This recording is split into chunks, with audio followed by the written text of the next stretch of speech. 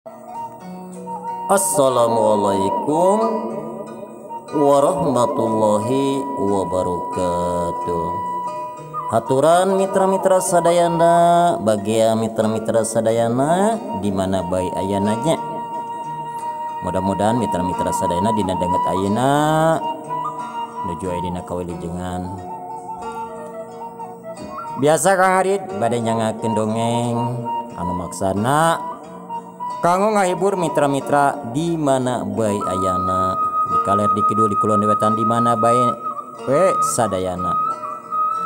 Dongeng Sunda anu nyanak judul Anak Titipan Siluman seri K81.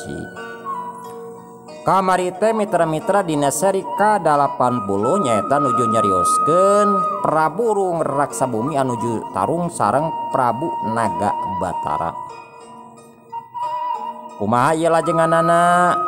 Naha Prabu Rung Raksabumi tiasa kenging kumargi gaduh senjata gadata.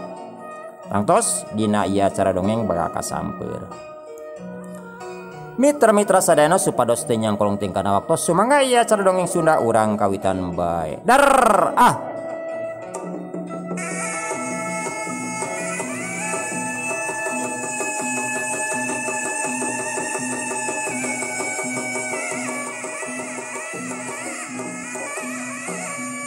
awakna ngacleng yahunaker bari awakna boboreng kalan cakakak Prabu Rung Raksabumi nyakakak seri asa bonga ninggali musuhna anu repu.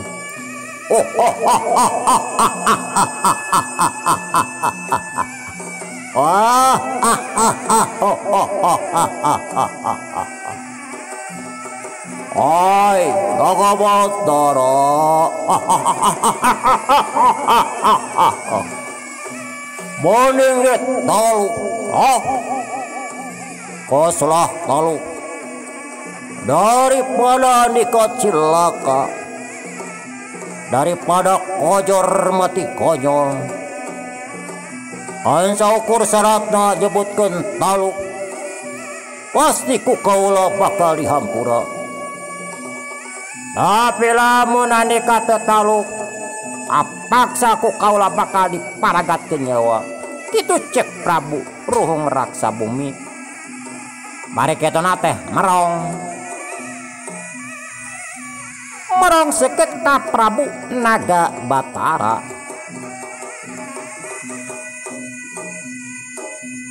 Prabu Naga Batara teh nyarita, boro-boro yang nyarita. Karasa awakna sarmek tur panas buntutna nyeri kacida asa ditenggel kunaon. Ningali Prabu Naga Batara malahan ngahuleng. Atuh Prabu Rung Raksabumi nafsu lain dikieun asa dilonyeng. Omonganna teh dianggap ajarkeun teh cenah ngalonyeng ieu si Raja Siluman. Anu saterusna Prabu Rung Raksabumi nyamperkeun ka Prabu Naga Batara. Wah, ajar kunyuk edan. Ditanya malah jampe. Wah, kawas anu pego sia. Bener sia, hayang diparagakeun nyawa ku aing. Kituna teh ngan heuk. Eta gada dibaledokeun ka Prabu Rung Raksabumi. Heuk baledog. Aya sora mani tarik naker. Eta Prabu Naga Batara ngagoak tarik pisan. Sorana awuhan mata kuatir kadengena. Bari awakna ngacleng jauh naker. Awakna ngadak-ngadak leuleus lir kapuk kaihbunan, lir kapas kahujanan. Leuleus eueuh tangan penguasa. Katibanan ku eta gada pusaka Prabu Rung Raksabumi. Eta gada sanggeusna ngahanca awak Prabu Nagabatara. Eta gada teh balik deui siga nu ngarti. Geus aya dina leungeun Prabu Ruhung Raksabumi. Ningali Prabu Nagabatara geus teu walakaya cakakak. Prabu Ruhung Raksabumi nyakakak seuri. Wah,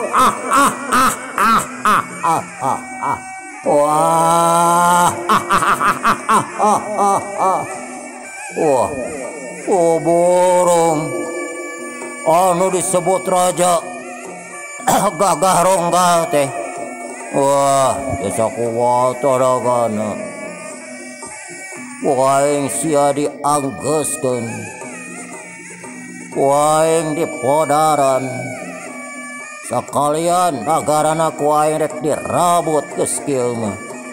Kituna teh gegag.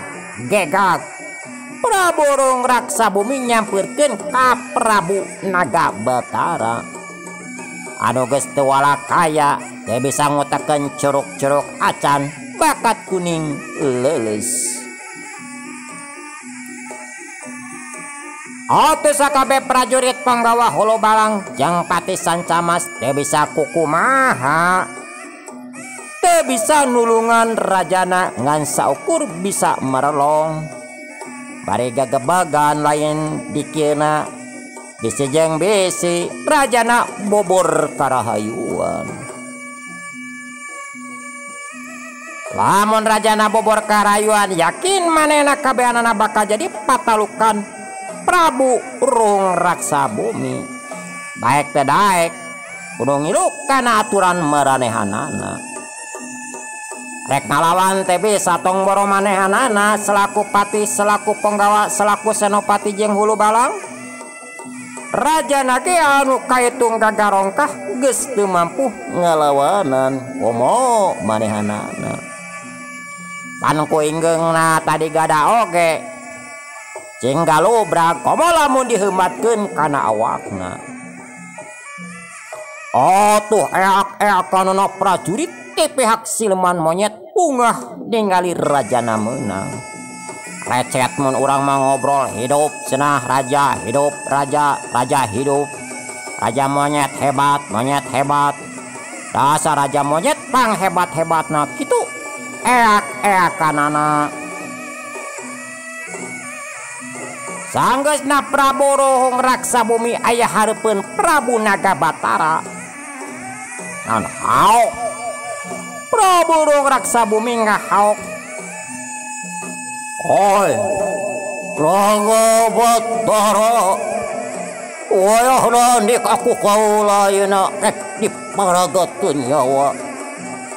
Rek dipetik mati diala nyawa. Ayo gara papatkeun jampe pae. Sok ngomong hayang naon heula. Besi aya kahayang sok ngomong. Saweweh anu ka ku kaula diparagakeun nyawa. Kitu cek Prabu Ruhung Raksabumi. Pok Prabu Nagabatara nyarita. Kituna teh nyaritana teu sirikna pegat-pegat bakat ulus jeung awakna asaripuh. Bau teh teuing Ruhung Raksabumi. Bau amun kahayang andika kitu keur kaula daya bayana. Keur kaula teu aya bayana cang bulan 14 teu geuneuk jeung teu maleukneuk. Kitu cek Prabu Nagabatara. Pati-pati gugur ge ngabelaan nagara jeung rahayat. Kitu anu aya dina pikiran Prabu Nagabatara. Cakakak Prabu Ruhung Raksabumi seri meuning ngeunah asa puas musuh gerotna geus bisa dielehkeun. Tangtuna ge lamun manehna bisa ngelehkeun Raja Siluman Oray bakal dipikagigis ku sakabeh nagara jeung anu geus jadi patalukan nagara siluman orai bakal jadi patalukan manehanana kitu anu aya di aturan di alam siluman. Disebutna teh mulung muntah lamun ngadu kaleci mah. Ieu mah lamun aya hiji nagara komo ieu nagara siluman orai geus nalukeun sababaraha nagara eta teh otomatis kudu jadi patalukan Prabu Ruhung Raksa Bumi. Anu saterusna Prabu Ruhung Raksa Bumi ngangkat gadana rek dipake ninggang sirah Prabu Nagabatara. Heu cebrot eta gada anu diumatkeun teh ngacebrot tapi teu keuna kana awak Prabu Nagabatara tapi keuna kana taneuh. Enggeung leuwih tarik tibatan tadi siluman orai cing karocak sabab rawas jeung awakna ngadak-ngadak ngacuralit. Jeung tetega ningali rajana rek dipeupuh nyaeta ku siluman monyet nyaeta ku Prabu Ruhung Raksa Bumi.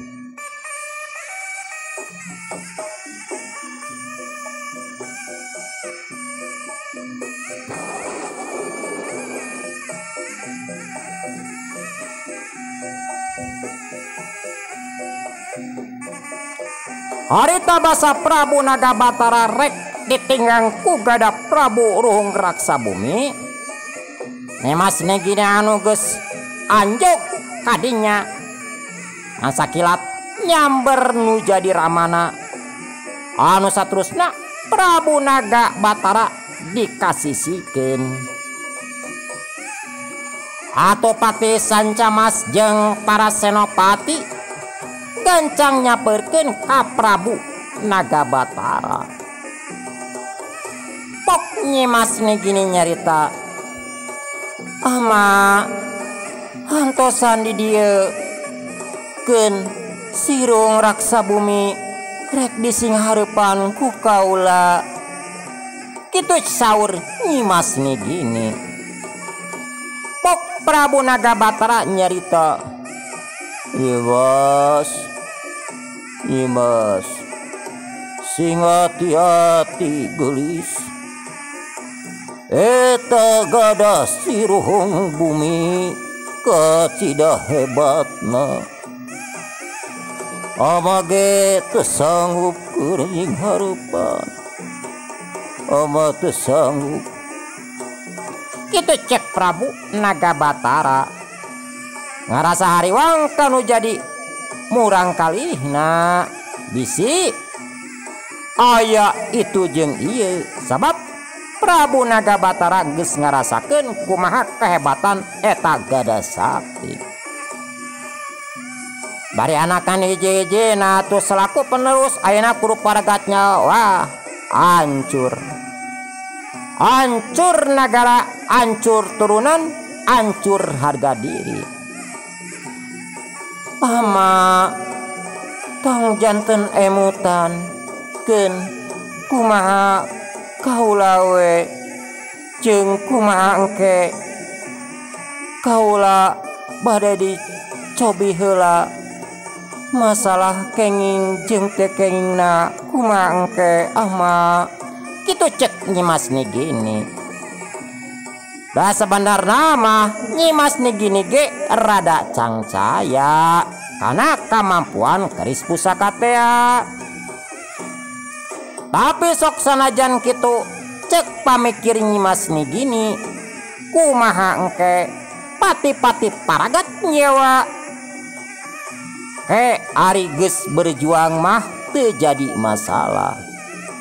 Pantrangan keur Nyimas gini taluk samemeh perang kumeok memeh dipacok jelang Nyimas gini loncat ka hareupeun Prabu Ruhung Raksa Bumi. Atau ningali Nyimas gini Prabu Ruhung Raksa Bumi meuni serinya kakak Cek pamikir Prabu Urung Raksa Bumi tong boro anakna cenah.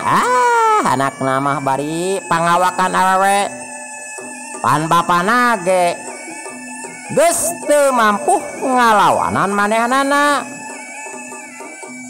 Komo iya bebenyit. Hoi, deui.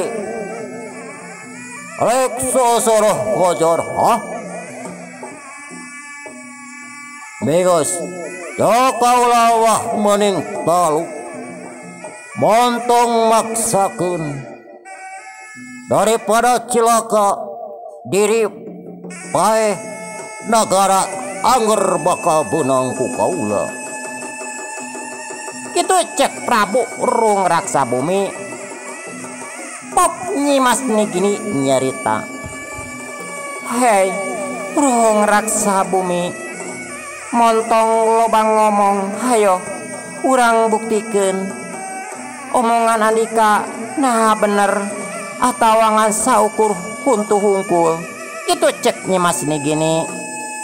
Atau Prabu Urung Raksa Bumi nafsu lain dikeuna anu saterusna Prabu Urung Raksa Bumi loncat narajang gadana dihembatkeun rek dipake ngehansa sirah Nyimas gini. Nyimas gini sakilat mesat eta keris pusaka barang disabut barasa tina keris keluar cahaya anu kacida ngageburna. Barangan ceng eta aya sora cing balaledag di barangan kukilat cing baru risat.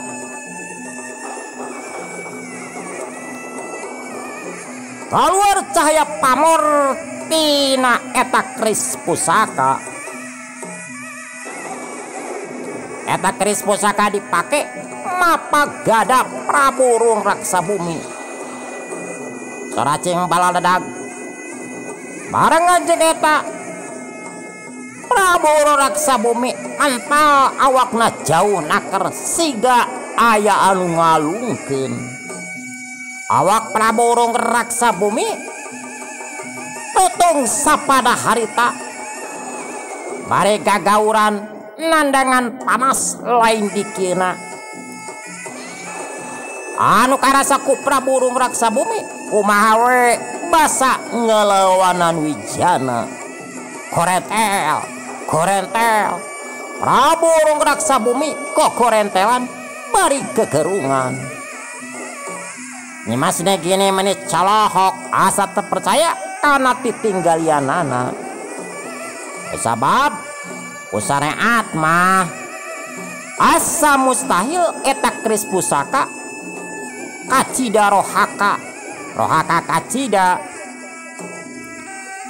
pantas nama kekuatan kita teh kudu geus 100-an tahun bahkan kudu leuwih ti 500 tahun pan ieu mah can lila anu saterusna gancang eta keris diasupkeun kana sarangkana sabab teu kuat ningali ku pamor anu kacida ngageburna. Barengan jeung eta las sorak kilat jeung guludug leungit deui seperti biasa. Ari gada Prabu Urung Raksa Bumi mabur duka teuing ka mana? Ngana nu jelas eta gada mabur ka pertapaan bapana Prabu Urung Raksa Bumi. Anu saterusna Nyimas gini nyampeurkeun ka Prabu Urung Raksa Bumi. Pok nyarita. Hei, Urung Raksa Bumi, geus kieu rek kumaha? Rek narima taluk atawa hayang dibinasa? Kitu cek Nyimas gini bari ngamangkeun keris pusakana tapi teu dipesat ngasaukur diamangkeun.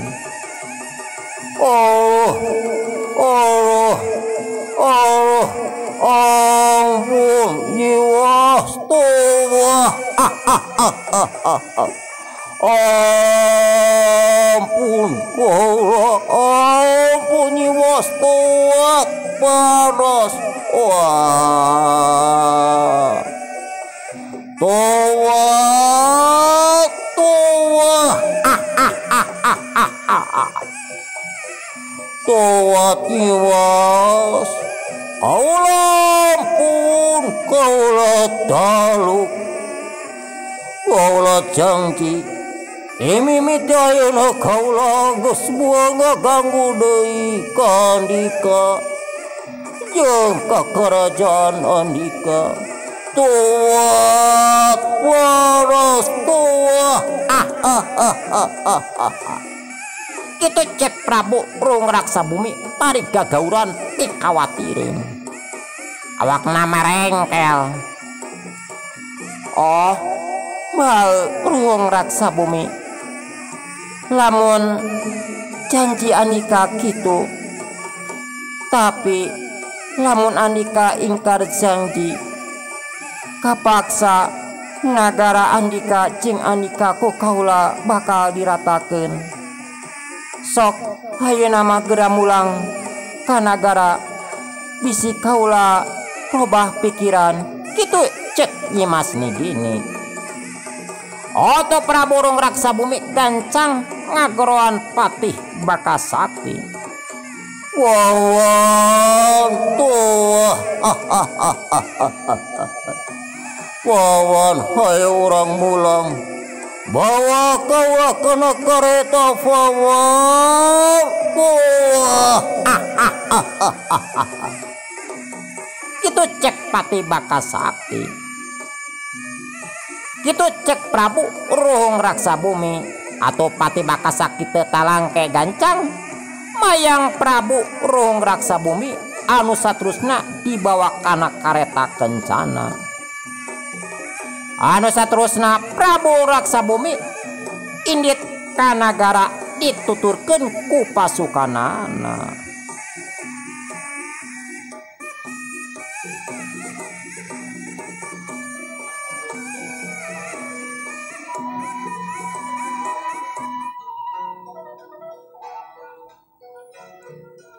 Geus bogo Prabu Rung Raksa Bumi tuluy mah gancang Nyimas Nigini nyamperkeun deui ka Ramana.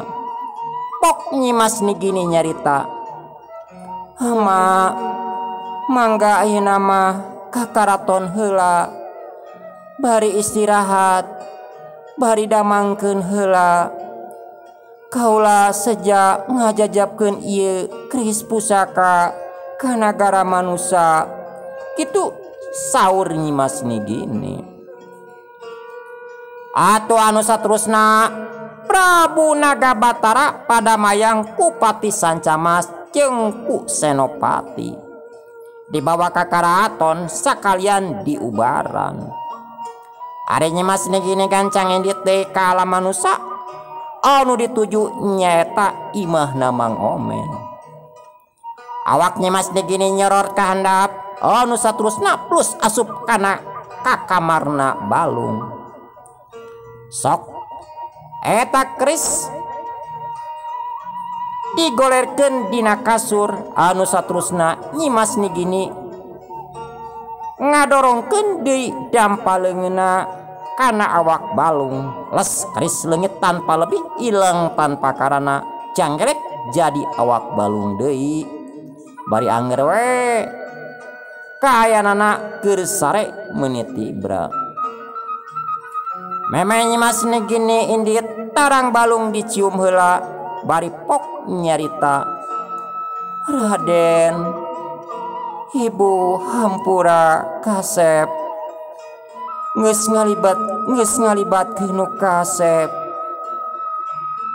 Tapi Ibu sakali deui hampura jeung nganuhunkeun ka hideep geus mantuan ka Ibu. Pileuleyan kasep balung Raden Dahar Bumi Jaya. Ke geus waktuna kalawan mangsana tangtu hideep bakal dijemput ku Ibu." Kitu cek Nyimas Nigini. Anu saterusna Nyimas Nigini tuluy indit deui ka nagarana nyaeta nuju ka karaton sakalian arek nempo anu jadi bapana kumaha kaayaanana. Cag